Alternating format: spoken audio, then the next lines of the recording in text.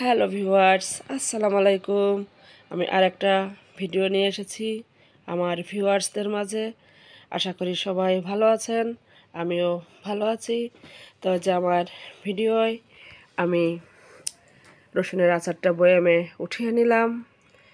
আর এই যে আমি আজকে একটু নতুন করে পপকর্ন ভাজা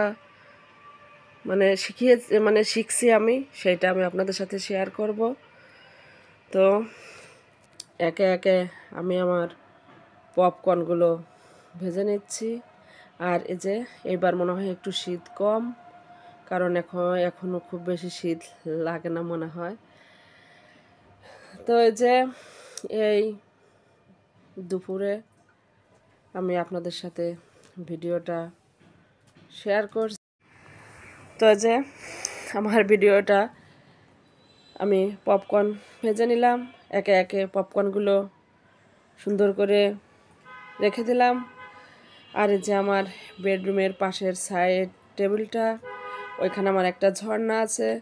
ঝর্ণাটায় যে নিয়েছি কয়েকদিন আগে, তো ঝর্ণাটা আমি এখনও চালু করিনি, করব। আমার এখানে লাইনটা একটু নষ্ট হয়ে গেছে, তো আমার মনে হয় অনেক সুন্দর হয়েছে। তো ভিউয়ার্সরা আমার ঝর্ণাটা কেমন হয়েছে আমাকে জানাবেন, লাইক করবেন, শেয়ার করবেন, প্লিজ সাবস্ক্রাইব।